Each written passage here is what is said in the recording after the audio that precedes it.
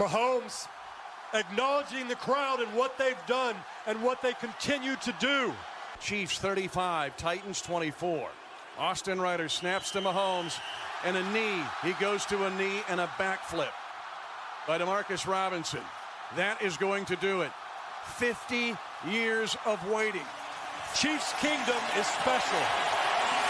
And the Chiefs are going to the Super Bowl. 50 years. 50 years. Richard Sherman. Mahomes throws, pass caught. Williams, touchdown. Kansas City jumps up.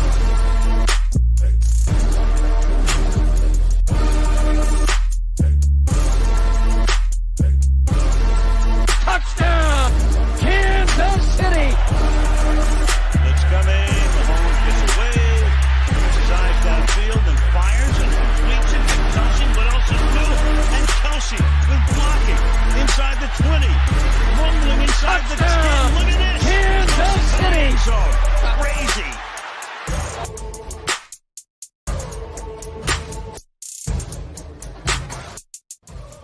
Today on Jaymes Howell's Chiefs Talk, we give our take on why this team is underperforming. Also, is Nick Bolton a candidate for Defensive Rookie of the Year? And then, with a brutal schedule on the horizon, can the Kansas City Chiefs still make the playoffs? All this and more coming up next. What's going on, everyone? Welcome to Jaymes Howell's Chiefs Talk. Look, before we get started into the show, I just want to ask everyone a quick favor. First and most importantly, go hit that share button. It takes 5 seconds to do. It's completely free. So please help us build this legendary community by getting it out there to fellow Chiefs fans. Also, if you end up liking the content, go ahead and follow. If you're on YouTube, smash that notification bell. That way you can keep up with any content that I dropped. All right, now that we got that done with, let's jump into the show. All right.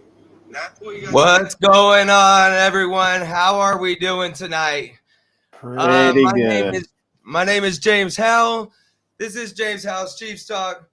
My co-host to my left, to my right, whatever way we're here, Chase Riley. How are you, buddy? I'm good, man. How you been? We're hanging in there, man. That loss against Tennessee, it was pretty brutal to watch. And let me tell you, it was even more brutal to have to watch it again and again and again so we can get this show together. Real quick, look, I just want to warn everyone, like, we are gonna pick on the Chiefs a little bit.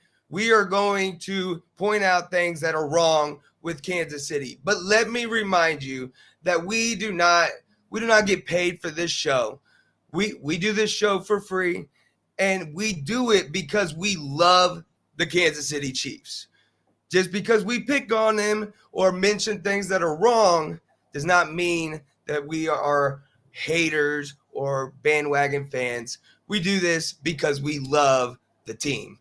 So, with that said, real quick, I just want y'all to know, go over here, help my buddy Chase out when he's not on this podcast, when he's not on this legendary podcast. He's an insurance agent. So if you have a car, a home, a rental property, you need insurance. Look, we all have 99 problems. Insurance should never be one of them. Go see my man Chase Riley. You can also follow him on Twitter and on Facebook. Check him out. All right, man, let's get into it. Real quick, coming out of the game, there was a couple injuries. Jones has a groin injury. Chris Jones has a groin injury that he's dealing with. And previously, it was the wrist injury. So it's starting to develop a little bit of a pattern, and it is what it is. But Chris Jones seems to be a little bit injury prone. And it just seems like every year we miss miss Jones for 3, 4, even 5 games of the year. And it would be, I mean, we need this team at full strength right now. Outside of that, Anthony Hitchens was out of the game. And I don't think the linebackers have looked at this good since pre-Andy Reid. Derek Johnson. I thought that the linebackers did really good. So what was your take on that? I agree. I think the linebackers were the best part of the defense, possibly the best part of the game. If you look at it, and without Hitchens, you've got the young guys in there, and it looks like there's a possibility that the Chiefs could move away from Hitchens' big cap hit that he's implying on us. Yeah, and I think we'll probably hit that a little bit later on in the show. Talk about that a little bit. Other injuries, we had Matthew. He's got some ribs. Tyreek Hill, of course, is dealing with the quad. And Travis Kelce is getting his ass kicked out there. And so we're a little banged up right now. My big thing is, where's Kyle Long? Because he's been on the physically unable to perform list for a while. And I seen a take from Arrowhead Pride. I was just scanning, different news things. And and I agree with it 100%. It almost seems as if they're kind of holding him on that PUP list as insurance, just in case something happens. And do you think that there's a possibility we could see Kyle Long? I mean, in the near future? I would say in the near future. Maybe a little bit further out, but we'll definitely see him. I mean, they didn't bring him in here for no reason. So I'm just not sure with him being out of football for a year. Like, I'm just not sure if he's physically ready. Like, he should be being this deep into the season. But does he got anything left in the tank? I mean, is that why we're just kind of holding him as like a third string tackle on the PUP list instead of using up a roster spot? I think so. Like I said, with him being out a year, I don't think that he's done anything to impress the offense. So I think that's why they're holding him out a little bit. Right. But yeah, as time goes on, if it looks like we need that, I think they'll bring him in. All right, buddy. Hey, real quick, we're gonna go over here to chat. Look, chat, I appreciate every one of you that's commenting, following along, ask questions. We encourage it. We love bringing you guys into the show. As always, Mama Bear in the house. Never misses a show. Then we've got William Spring. He says he knows that guy. You better get a shout out. I think that's Sprigg. William Sprigg. Sorry, Sprigg. No, let me clean my glasses real quick. Definitely shout out to William Sprigg, man. Hey, we appreciate you being on the show, buddy. If you guys have any questions, you guys want to make any comments to anything we're saying, you think whatever we're saying is ridiculous, then let us know. You agree with us? Let us know. We really do enjoy bringing you guys in on the show. So, all right. Look, there's a couple news pieces that I wanted to cover. There was a lot of rumors about Marlon Mack and the running back from Indianapolis. Yep. And a lot of people don't like that because, we're already kind of stacked on offense, even though the offense is terrible. And they think that we need to go to defense. Well, my thing is, and most importantly, they're happy with Darrell Williams' performance. I agree. Yeah, and you should be. I mean, I thought he did an admirable job. Unfortunately, in the Tennessee game, we couldn't really get him going that much. But in the game before, Washington.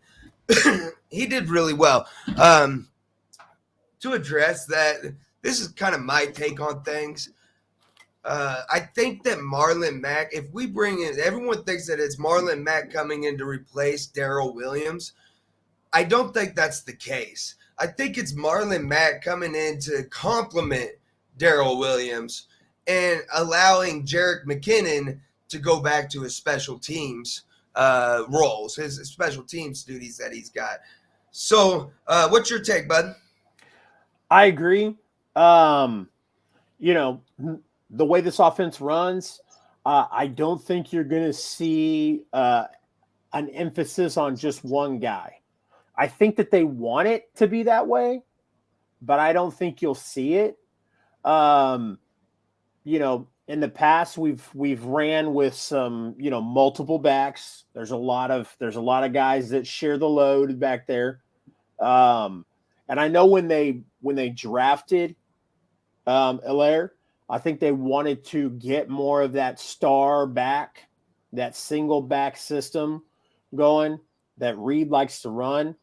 But I think, you know, with Hilaire out, I don't know if they trust Darrell Williams a whole lot long term. Yeah. I think they have trusted him these past games, and I think it's worked out for him. But I mean, long term, I just don't see them going, "Oh, hey, he's our single back guy." So yes, I do see them wanting to bring in another vital weapon. Because why not? Yeah, you know, it's not like Mahomes can't have too many. So you know, I think that they would bring in another weapon, and is it Marlon Mack? You know, Marlon Mack's a 4th round draft pick that's been in the league for about 4.5 years now. Are they what are they going to give up for Marlon Mack is what I'm getting at. Well, and another thing is the Indianapolis Colts are trading Marlon Mack at his request. They are working with him to get him out here. Does Marlon Mack want to come to Kansas City? Because here's the situation that he's in Indianapolis is that he wants to be traded out of there, not because they're a bad organization, but because he's behind 2 guys in the depth chart, Nyheim Hines and Jonathan Taylor. So he wants the rock is what it is. He wants the ball. He wants to be able to show that he can be productive within an offense. And while he might get that here in Kansas City for a few weeks, when Clyde Edwards-Helaire comes back, it's Clyde as number 1 and it's Darrell Williams at number 2. Yeah. And Marlon Mack is stuck in the same position he was in Indianapolis. So, you know, does he even want to come to Kansas City? Not that, you know, Kansas City's a bad place to come to, but it's just, you know, if he has his objective is to get the ball, I don't think that's a long-term solution for him. No, and like I said, I don't see Marlon Mack as being that guy. Yeah, and I don't either. To be honest with you, you know, there's a reason why he fell down to 3rd in the depth chart, and I don't really look too highly on Nyheim Hines either. So the fact that he's gotten beat out by Hines is just it sends red flags up for me. Yeah. In other news, we had the Frank Clark issue. I think he pled not guilty to the 2nd charge. It's a felony gun possession charge. It is a victimless crime. I think because of this and the lack of production that we've seen from Frank Clark up to this point, if that continues throughout the season, there's no way Frank Clark stays in Kansas City this year. And, you know, to kind of add to that thought, the NFL is not going to suspend Frank Clark or, you know, fine him or anything. They're not going to discipline Frank Clark at any point until the legal process is due. And if anyone has ever been to court, or as you ever had a speeding ticket, a parking ticket, had to go to court, if you hire an attorney, if you want to get it taken care of, it could take, just a simple speeding ticket can take 3 months to get it taken care of.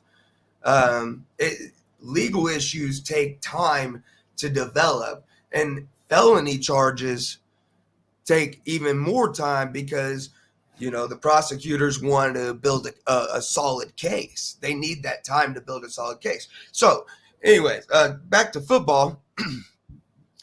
It's going to take some time before we get a verdict on the Frank Clark case, and the NFL is not going to do anything until we get that verdict. So my thinking is he's out of here. He's the next guy's problem, right? Agreed. I mean, he's taken up the highest cap space on this team, and he's not living up to it. So not at all. I mean, he had no sacks. I think he had 1 pressure, and that's about it. Yeah, he's not doing anything. It's extremely frustrating as a fan. So let's get into the game a little bit. Patrick Mahomes has a not so great game. I'd say even below pedestrian. It was terrible. So throughout this season, we've seen him kind of have some accuracy issues, whether it be throwing at the feet of his receivers or just overthrowing them completely. Whether it be communication. Do you think that the ankle issue, the ankle surgery that he had in the offseason, do you think that's having any sort of effect on him? I think that he has shown in these games, if you pay attention to him, he is showing that he's a little bit more mindful of how he's moving around. And I don't know if that's because you can tell that he's worried that he might re-injure it, or if it feels weird. Right. I've always heard, anytime anytime you have surgery on anything, your knee or lower, it doesn't feel the same when you're walking on it once you've had surgery on it. Yeah. Rather, that's, like I said, it's just something I've heard. So, like I said, I can't tell you if it's. Well, I'll tell you from personal experience. I had an ACL tear when I played Little League, Little Pop Warner ball, Yeah. And I had an ACL tear, and I didn't have to have surgery on it. Thankfully, it was just a minor tear. But for months and months, 8-9 months afterwards, and probably even longer, it doesn't feel the same. You don't trust it as much. You're not, and at the time when I had my ACL tear, I'm 13, 14 years old, but yet I'm not running around with the kids as much. I'm not playing outside as much because I'm not jumping off of ladders like we used to do. So it is a fact that, when you do have an injury like that, and I know it was on his ankle, but, you have to put your weight on that ankle. You just don't trust it. And I don't know if that's affecting maybe his mechanics, just a little bit, and they need to just tweak a little things here and there. We do see him get upset about communication issues, like, hey, you should have been in this spot. Yeah. But it's hard for me to believe that Tyreek Hill was wasn't in the right spot. It's hard for me to believe that Demarcus Robinson, who's been in this system for years now, was in the wrong spot.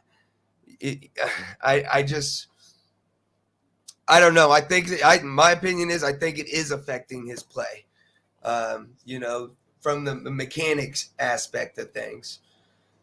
Yeah, like you said, you could tell he's definitely moving. He's definitely moving differently on it. And I think a lot of that has to do with the offensive line. this offensive line up to this point, I was pretty high on. I've thought that they've done a really great job up to this point. Tennessee had a really good game plan to attack this offensive line, and if you go and you listen to Andy Reid's press conference yesterday, he'll tell you exactly what it was. But it was to push the right side of the offensive line, to blitz the right side and make Mahomes float to the left. Mahomes naturally has a tendency to drop 10, 11 yards, which has always been a problem. And now NFL defenses are exploiting that. And then on the left side, they just brought their rusher, their defensive end, around long. Just brought him around the horn, 10, 11 yards deep, and it played right into him. Pushed Mahomes right into him. And so I think that the offensive line kind of got exposed, and mainly Orlando Brown, because of his weakness. We've seen constant blitzes on the right side, which resulted in penalties from Trey Smith. And Mike Rimmers looked like the Mike Rimmers of the Super Bowl. He didn't look good at all. And our best performer on the line had a broken hand. Joe Thuney and Creed Humphrey, of course. Creed Humphrey is just Stonewall. Yeah. He's just and that's what they used to call him, Oklahoma, Stonewalled Humphrey. So I think the offensive line has a lot of issues that affect Mahomes and his performance as well. But I think the mechanical issues are resulting in turnovers, and turnovers have been a huge issue. Look, 9 interceptions. That's unacceptable. I mean, he had 6 all of last year. 9 interceptions, 3 fumbles, 2 of them he lost. So he's lost 11 turnovers. I think I saw something float around on the internet that said Mahomes has more interceptions in the past 9 games than Aaron Rodgers has in the past 50 games, or something ridiculous like that. Yeah. And it's just okay, I understand that he's a gunslinger. We knew that interceptions were going to come, but the problem is some of these interceptions are just ridiculous. Yep. They're just ridiculous. And I know that, Mahomes has now said it twice after 2 different games that he's been pressing the ball. He's been pressing to try to when your defense lets up 27 points in the first half, you got to press a little bit, and that's resulting in turnovers as well. But we got to corral this. I was talking to a buddy of mine before the show. If we could cut the turnovers out, we become 100% better team. We're twice as good if we can just cut the turnovers out. So, and the thing is it's not just Mahomes. It's everyone. Look, this is the 3rd game in a row with 3 or more turnovers, right? 2 games this year, we've had 4. Clyde has had 2 fumbles. McColl's had 2. Hill's had a fumble. We've had passes off of Hill's hands that have resulted to interception. I mean, it's just everywhere. It's all over the team. Yeah, whether it's Mahomes throwing it where he shouldn't, or ricocheting off of a player's hands. Yeah, they're getting. Yeah. All right, real quick, we're just going to jump over to the chat. Hey, love it that you guys are jumping in here. We appreciate you. David Lindsay, he says, we need to get back to the basics. Look, I absolutely agree. It seems like the only time that we can be productive is when we run little gimmicks. And we need to stop being so cute and just get back to the basics. Run the ball, catch the ball, protect the ball, and go down and do what we do. There's too much talent on this team to only be putting up 3 points. Yeah. We and you and I discussed that last week, where we both kind of agreed. There's a lot of talent on this 53-man roster. There's a whole bunch of talent. Yeah. But as far as team goes, they just don't play like a team. Consistency equals chemistry, and they're not getting it. Yeah. Yeah, man, it's just and let me go ahead and remind you, like, to put some positivity into the stream here. Okay. In 2015, the team started 1-5, and that was when Alex Smith was running the show. Okay. They then won 10 games in a row. Like, this team has a lot more talent than that 2015 team ever did. Yep. So there's that a way. 2015 team won the first home playoff game, or the first playoff game, and one of those two stats. It was either the first one or the first home playoff game. Right. I don't remember. I think it was a first playoff game that we've won in a long time is when that happened. Anthony Humphreys, what do you think Patty's problem is? Or you think them's figured it out? Teams have figured out the Chiefs' offense. I think that is part of the problem. I think that teams have figured out. I was talking to Chase before the show a little bit, and I think that part of the issue is that the league is starting to catch up with Mahomes. And usually quarterbacks kind of have a sophomore slump. But Mahomes is special. He's very explosive, and he can do things that other quarterbacks just can't do. So he didn't really have a sophomore slump. But eventually, this league will catch up to you. And I think that that's what we're seeing. That's part of the problem that we're seeing is the league catching up to some of his tendencies, like dropping back in the pocket 12, 13 yards. And then trying to bail out away from whatever direction the pressure is coming from, and now they're using it against him. Some of the other issues, I think, like I mentioned early in the show, I think the ankle issue, the surgery is having issues. It's causing him to have some accuracy issues. I think that the offensive line is having issues and is causing happy feet. What's your thoughts, Chase? 100% agree. I've always had a hard time with, people will eventually figure Mahomes out. That Mahomes is a different kind of talent. You don't go out there and figure out a guy that, that does the things that Mahomes does. But he is, human beings are all creatures of habit. He has some habits when he plays. And you're right. So defenses are going to catch on to some of those habits. And I think for as easy as he's made it look the past couple of years, I think now he's kind of like, well, maybe I've made it look a little too easy because, they are picking up on these things. So the pivotal direction for Mahomes going forward is going to be finding out if he has the ability to still excite and do what he does.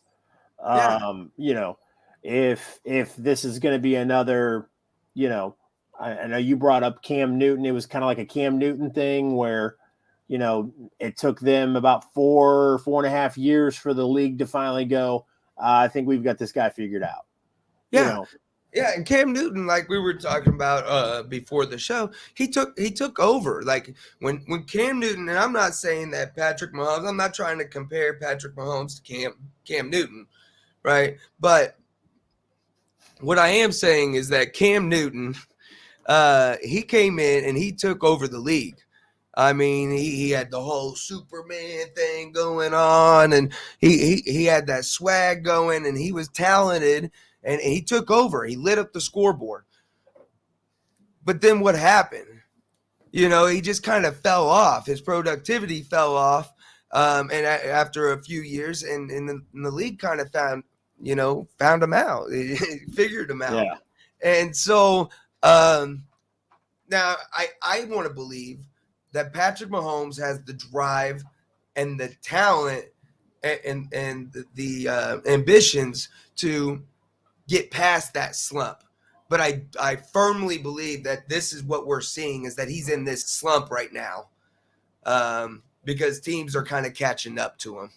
His offense is a little outdated at this point. Yeah. Well, hopefully he's got a bachelor party coming up soon, so hopefully that'll refresh and be able to get him going. So yeah. Well, a lot of people think you need to just kind of chill out on the parties. Chill out on the parties, chill out on the concerts and the commercials and the sponsorships, and hey, how many commercials did Tom Brady do when he was killing it? Yeah, he does a lot now. But. Well, and of course we don't live in the Boston area. Yeah, but we might have seen a bunch of it there. But all right, anyways, I digress on that. Wide receivers, look, I was looking up stats, right? And so looking up stats, preparing for the show, and I'm looking at snap count. And I noticed that Demarcus Robinson has the highest snap count out of every wide receiver. And to me, out of six wide receivers on the roster, Demarcus Robinson's number 6. Why the heck? Why is Demarcus Robinson getting so many snaps? I think Demarcus Robinson has been a favorite for Reed and Bieniemy in that offense because, like you said, I mean, he's 6 on the depth chart. I don't think they believe in him as a starter, but I think they have a soft spot for him because you'll see him utilized quite a bit when the ones when Tyreek's not available or not cutting it, or McCole Hardman or any 2 receiver we've had, they always find a way to bring Demarcus Robinson in and do something with him. Yeah. Well, and I think it's, those kind of actions have hurt us in the past. Perfect example is Daniel Sorensen. Where he was kind of a fan favorite, a favorite to the coaching staff, and it bit us in the butt over and over again. I just don't. There's no excuses, and I think the coaches need to be held accountable. But there's no excuse for having Demarcus Robinson in the majority of the snaps, well, a higher percentage than any other wide receiver, when Byron Pringle and McCole Hardman are, and it's not even close. They're way more efficient with their snap counts that they get, with the snaps that they do get. So, I mean, it goes back to kind of playing the correct personnel. So, of course, Robinson has tons of snaps. Tyreek Hill is dealing with quad injury, and that's probably why Robinson has so many snaps. And like you said, they clearly favor Robinson. Do you think Robinson's here on the team next year? I mean, I just don't see it. I see Robinson lasting on this team longer than if McCole doesn't step into that number 2 role like you and I have talked about, then Robinson will still be on this team. Because he's a not a consistency, but like I said, he's a go-to guy for this offense. I mean, whether like I said, Reed or Bieniemy, they're utilizing him, and they like to utilize him. So, yeah. Well, I also feel that kind of like Tyrann Mathieu, and there's examples all over the roster. They kind of like to have playing coaches. In different positions. And I say playing coaches, it's like those guys that aren't necessarily exceptional athletes, but they know the system and they help fresh faces come in and learn the system and get caught up and get up to speed a lot faster. And I think that I think Robinson is kind of that guy. Look, we missed a couple comments here. We'll go back. Look, we were talking about Patrick Mahomes. Kyle Casey, it's Brittany and Jackson's fault. Look, I don't deny that they're probably causing a lot of distractions. At the end of the day, Mahomes is a professional, and he should be able to, block that kind of stuff out. Not saying that he can. It's still a possibility, but should be able to. Phillips. I don't think Mahomes gives a shit what his brother and his wife are doing on Twitter. I really don't. And I don't think the Chiefs organization does either. So yeah, I mean, it doesn't really affect as long as they're not like the whole dancing on what the Sean Taylor thing. Yeah, Sean Taylor dancing on his number. Yeah. That could be tied to the organization in any way, that's the only time that the Chiefs or Patrick Mahomes is really going to care. I don't know. I might be wrong. No. And like I said, like the Chiefs it's irrelevant. So and it should be irrelevant for us as well. I don't really care what Jackson Mahomes does or what Brittany Matthews does. I don't care. Right. Philip Snodgrass. I hope I said that right. Yeah.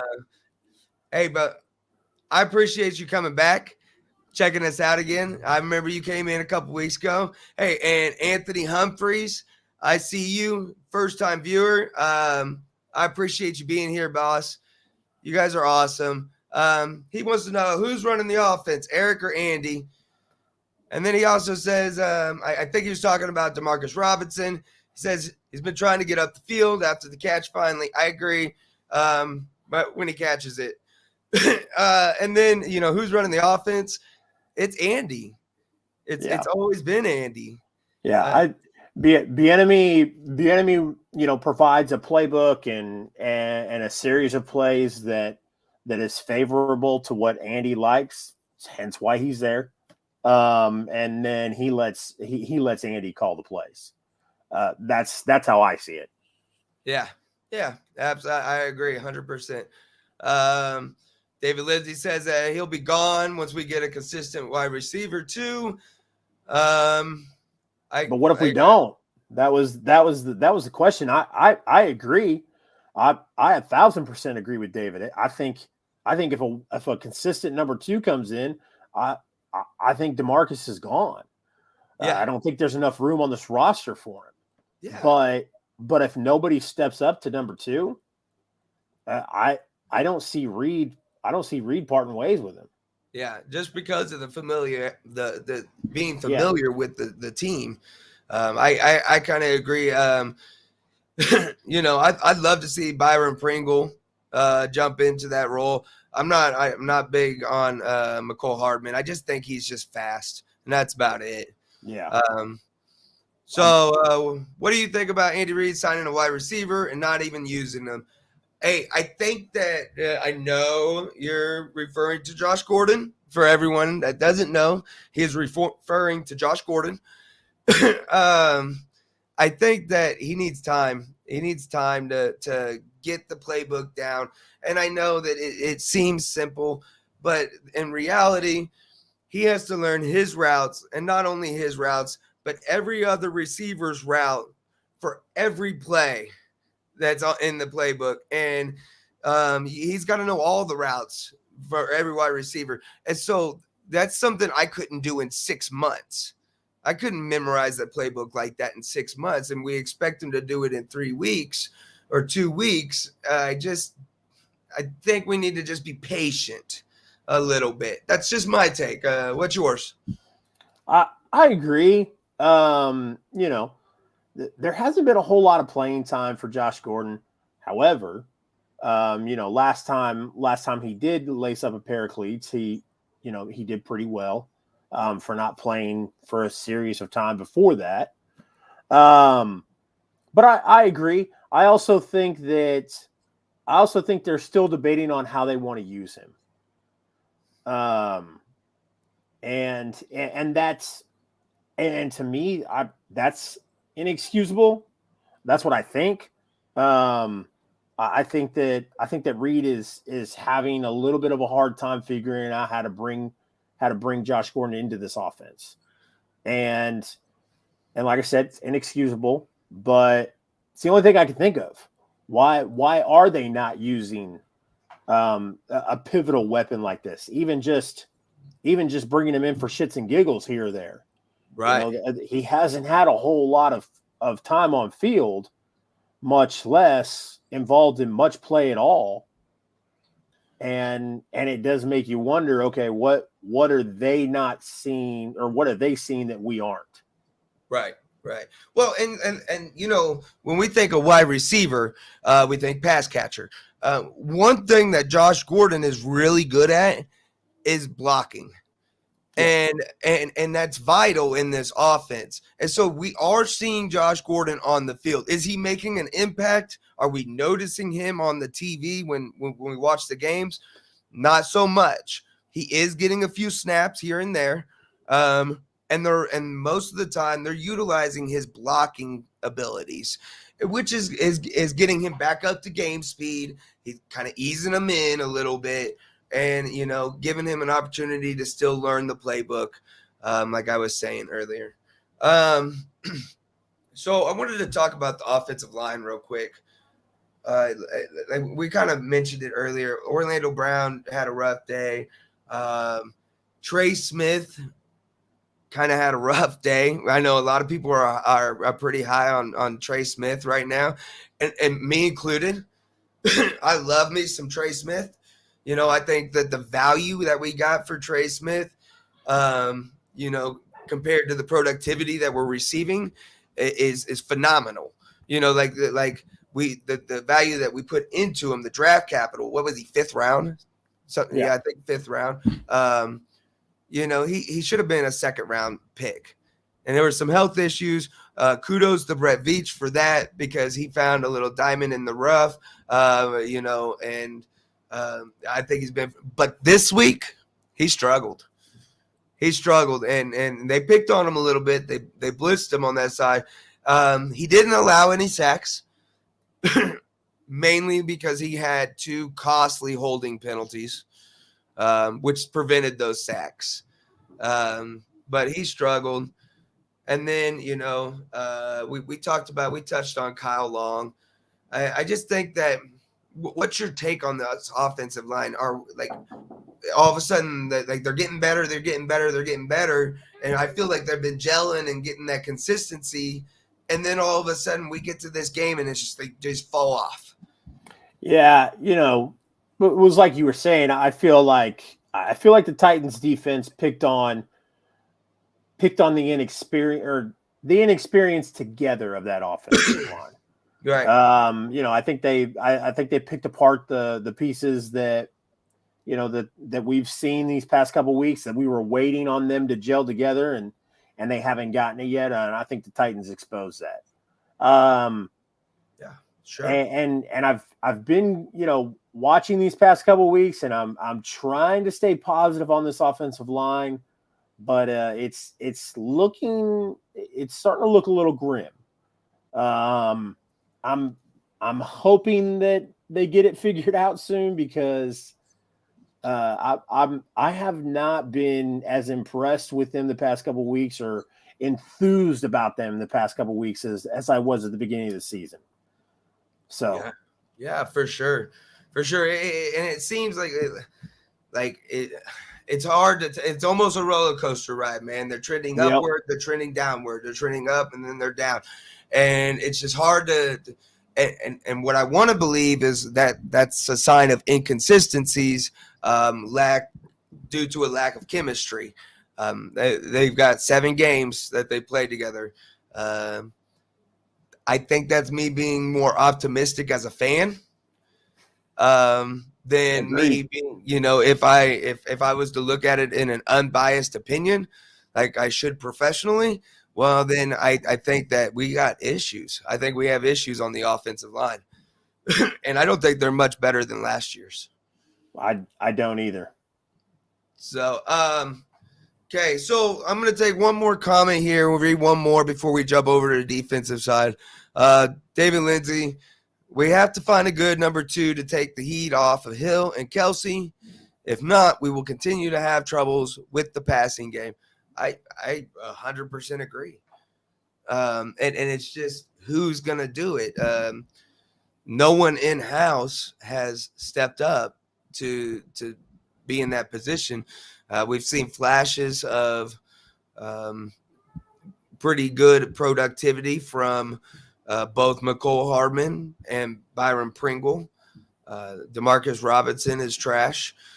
Yeah. So I think that I just don't know if it's in-house. If it's not Josh Gordon, I'm not sure if it's in-house. And we might see him invest in a wide receiver early in next year's draft. Yeah, absolutely. Devontae Adams 2022. Hey, I'll be down with that. D. Adams 2022. We can only wish. I would absolutely be down with that.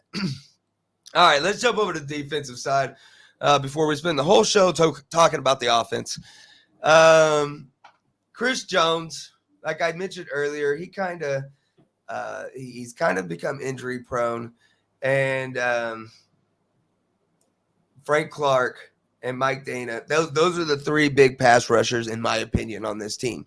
We're not getting anything from them. We're not getting anything from him. And for those who are wondering, Chris Jones spent the majority of his time on the inside. They switched him over, and he spent the majority of his snaps at defensive tackle instead of defensive end. So I was glad to see that switch. But what did it do? Wrong. I was wrong. I was 1,000% wrong. I'd have taken that to the bank, man, that they wouldn't have made that change. I was very shocked that they did. Of course, it didn't make a damn bit of difference, but I was extremely shocked that they made the change. Well, and I will tell you, it was a little bit different than normal because normally when we had Chris Jones on the inside, it was like 3-1. Like we would always play Chris Jones on the outside, but it'd be like 3 snaps on the inside at tackle, and then compared to 1 on the outside at defensive end. Well, this past week it was almost 50-50. I mean, maybe a little in favor of, I don't have the exact snap counts here, but I would be willing to bet the farm that it was more in favor of the inside by about 20% or so, but it wasn't close to like 3-1. He played a lot of snaps on the outside still. Yeah. So, and either way, it still resulted in no productivity. And Mike Dana didn't get home. Frank Clark didn't get home. Frank Clark's got to go, man. He's the most frustrating player on this team by far. $25 million. Yeah, for nothing. And I made a little graphic at the end of last year's Super Bowl, and Shaquille Barrett and Jason Pierre-Paul over there in Tampa Bay, they were getting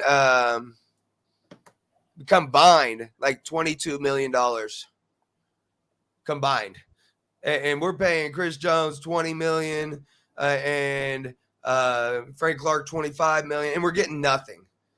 These are issues that, and now Brett Veach is starting to take some heat because of stuff like this.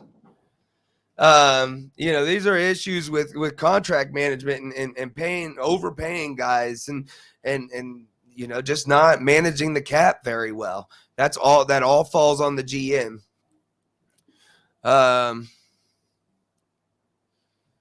David Lindsay says, hopefully his case will allow a way out of his contract. I don't know, man. I think they'd be willing to eat whatever penalty there might be just to just wash their hands of that situation. Yeah.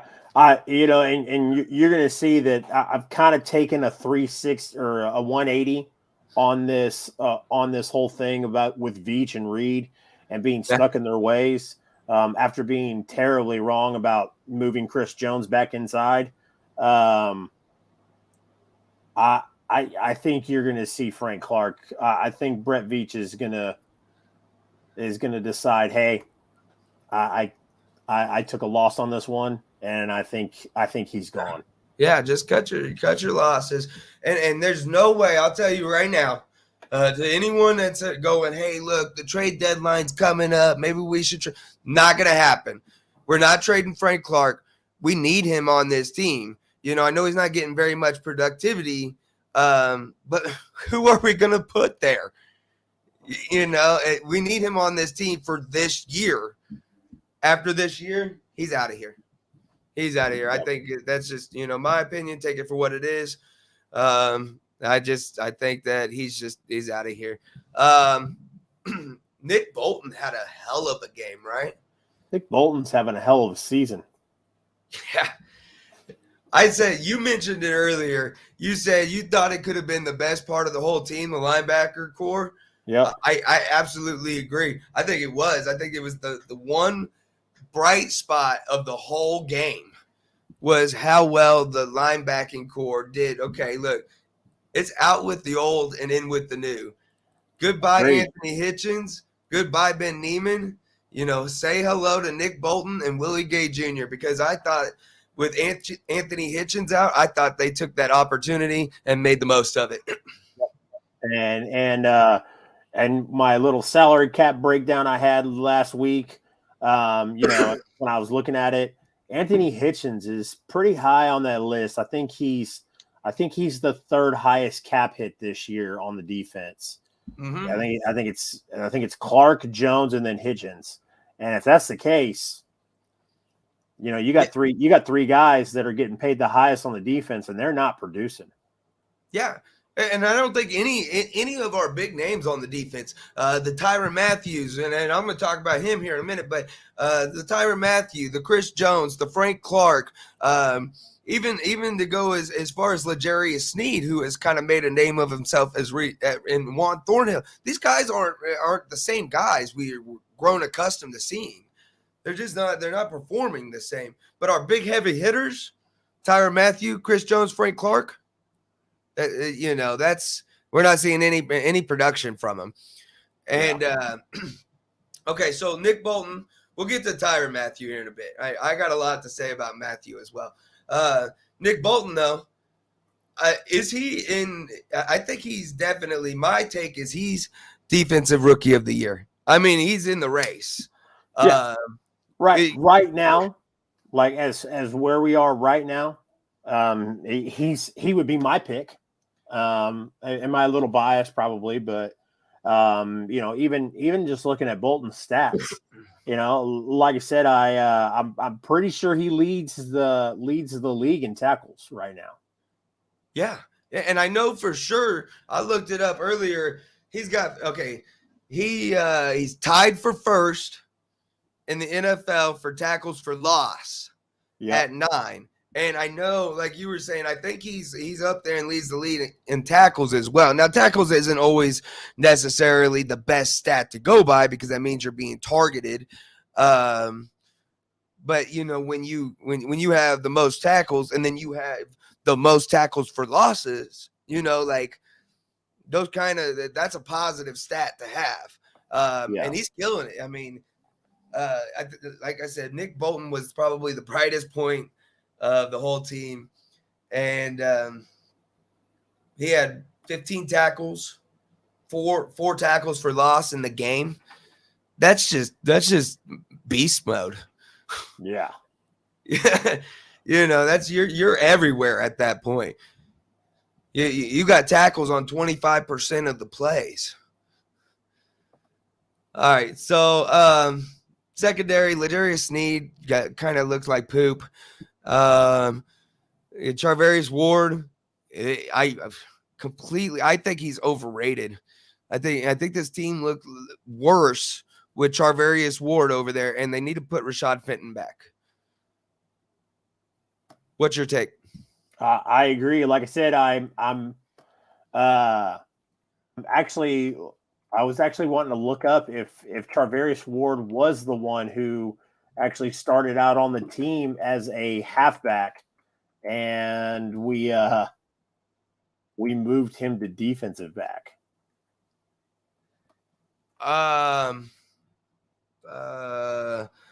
I know who. I don't think it was Charvarius Ward. I know who you're talking about. I can't think of the name right this second. But I just don't. I think Charvarius Ward's completely. He's overrated, and he's been pretty suspect for 2 years now. You know. Well, he is one of the. He was. Regardless, he was one of the guys that was brought into the team. Wasn't very well. High praised, and then the defense kind of just kept pushing him, and he eventually became one of those guys that the Chiefs have that's just barely good enough to be on the team, I guess. Yeah, he's a DeMarcus Robinson or a Daniel Sorensen. Yeah, or a Marcus Cooper. Yeah, Marcus Cooper. Yeah, that's we were talking about who was it? It wasn't Marcus Peters. It was Marcus Cooper. Yep. That was just he had that flash in the pan. Yep. And then was just poopy after that. They kept putting him on a pedestal. So my deal with Tyrann Mathieu, I said I was going to come back talk about Tyrann Mathieu is, in my experience, it's always best to lead by example, right? And I know he out here and he getting mad at the throwing his hands up and getting mad at everyone for not being in their spots and yada yada yada, getting mad at the fan base for calling him out. He's all over Twitter. Someone needs to take his phone away. The thing is he's not having any production. He's not making impacts on the game. And if you're going to lead this team and you're going to be the leader of the team, then you need to lead by example and stop, just getting mad and throwing your hands up and go out there and make an interception. Go make a play. And so I think that, his leadership skills are kind of waning a little bit. Well, I also know that or I would also guess a lot of his attitude has to do with him wanting to get paid. And that's understandable. But I agree. If you're gonna public or not publicly, but the throwing the hands up thing was kind of indirectly but not directly calling out Daniel Sorensen, right? Yeah. And if you're going to do those things, hey, go collect rent. Yeah, man. Go up there and be like, it's just like, hey, let me show you how to do this. Yeah, go do it. You can't. How can you tell me to? And it's kind of like in my position. How can anyone tell me how to put on this sports show if you can't put on a sports show? Like you can't tell me if you can't do it, and then now, of course, I don't have that kind of attitude like this, we just do this because we love this, you know what I'm saying? But, that's kind of the point I'm getting at though, is you can't hold anyone accountable if you ain't doing the same thing you're trying to hold them accountable for. Yeah. So, all right, man. So that kind of wraps it up as far as, like breaking down the team is, last week. I thought that it was just, it was an atrocious game, man. We got dismantled. And bouncing back, look, okay, just a couple quick facts. Andy, this is not uncommon for Andy. Andy is owned by the Titans. He's 1-8 against the Titans. And that one game came in the AFC Championship game. He is not, I don't know what it is about Nashville, Tennessee, but he doesn't like it. They must not have good cheesecakes. Yeah. Or Philly cheesecakes. Hey, one thing I did like, look, Pete Sweeney from Arrowhead Pride, he asked Andy Reid at the press conference yesterday. He asked him something along the lines about having an extra day off because the team was playing on Monday night this week instead of Sunday. And I kind of liked his response as a fan because his response was something along the lines of they were immediately like on the flight home. They leave the game, they get on the flight home immediately. On that flight home, there was no relaxing because they were tired. There was no, listening and hanging out, listening to music and hanging out or anything like that. They were on their iPads. They were already breaking down the game. So I thought that was kind of telling.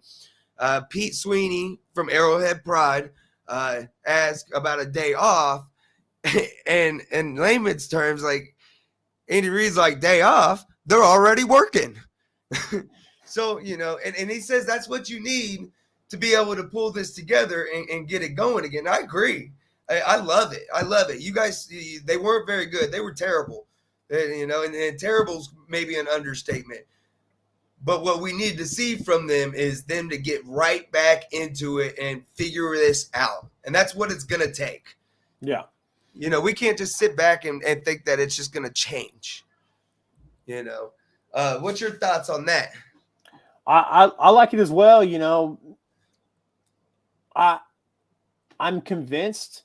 I still believe that this is a talented group and that there is a good team there somewhere. So it's refreshing to hear that they're wanting to, that they want to get back to that. They're not just going to go collect, what's already there and not worry about it. So hopefully, of course, we're going to be playing the Giants. Not powerhouse. Not a powerhouse. Not extremely worried about that game. Yeah. From my point of view, but it's nice to see that they're already getting in there and hopefully we see some of that going forward, not just in this next game. Yeah, man. And I think the thing is if they go out there against the Giants and they have another 3 turnovers, we could lose to the Giants. Yeah. They could lose to the Giants. They have to, out of all things, they have to get this turnover situation figured out. They have to protect the ball. If they want to preserve this season at all, they have to be able to protect the ball and cause some turnovers themselves. So with that said, do the Chiefs make the playoffs this year?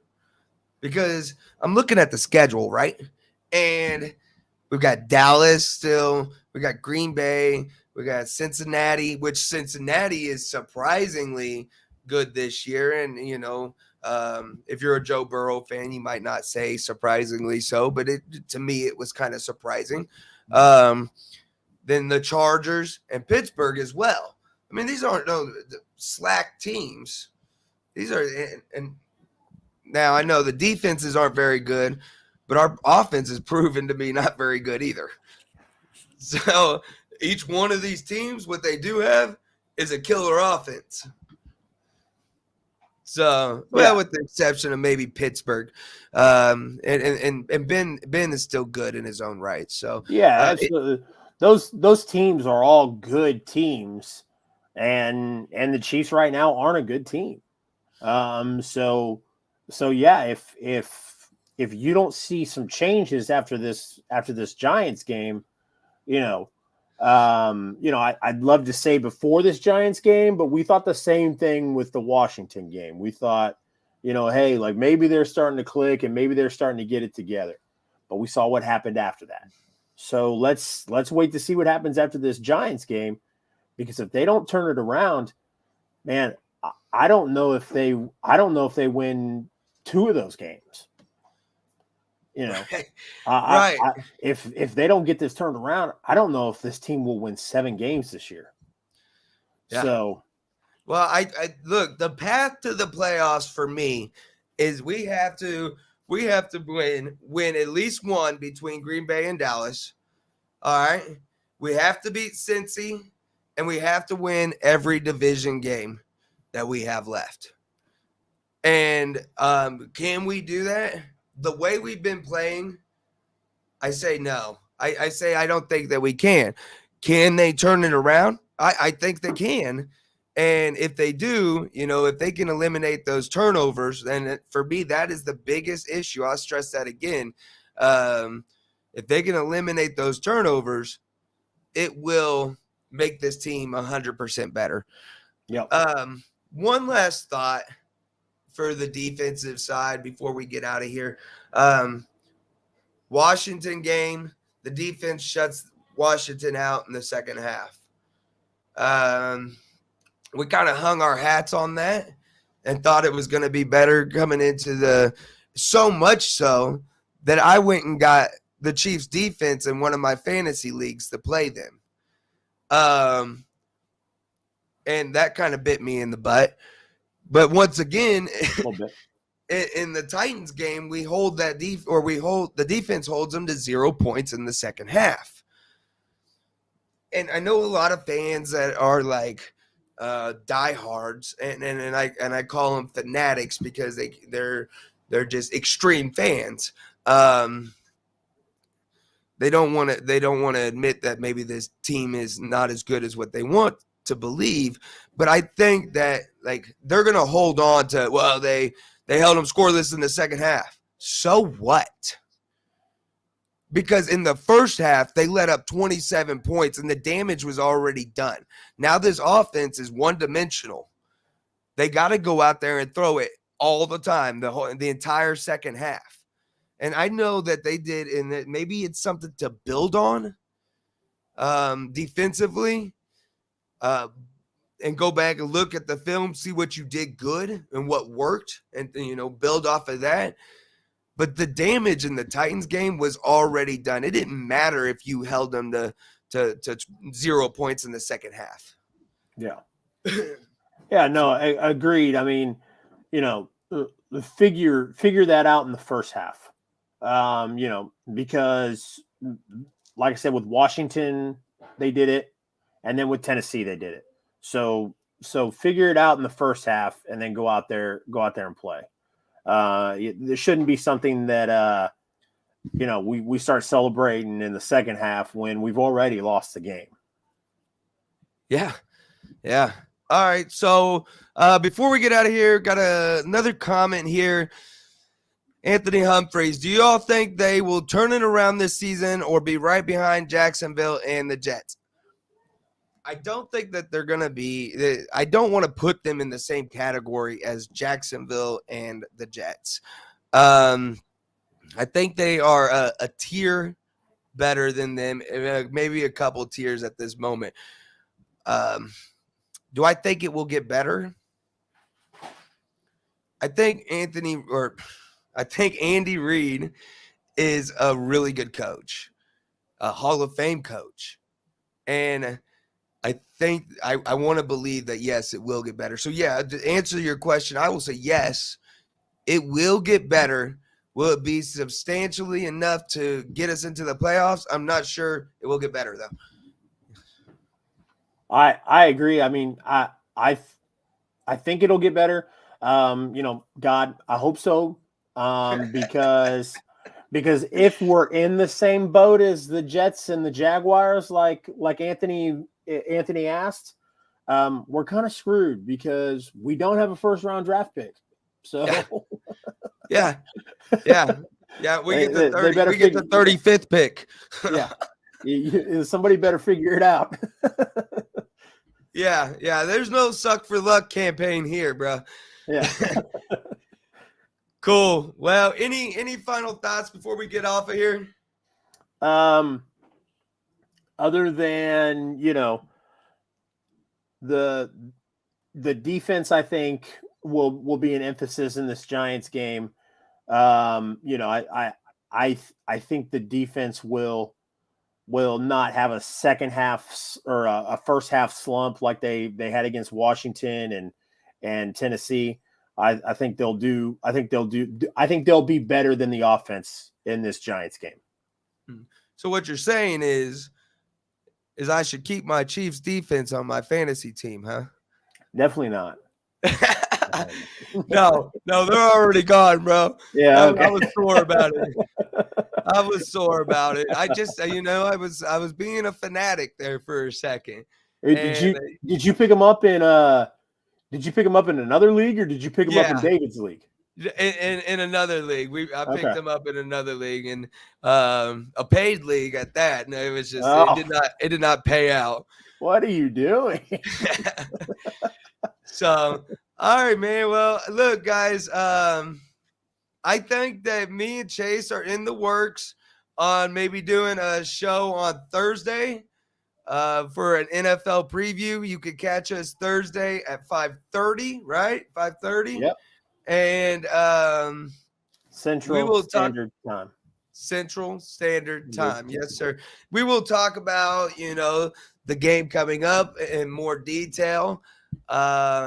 We will talk about the NFL as a whole. We're going to try to get on there, of course, before Thursday Night Football, maybe make some predictions. So just come hang out with us on Thursday at 5:30. And I think that's it. So, look, we appreciate you.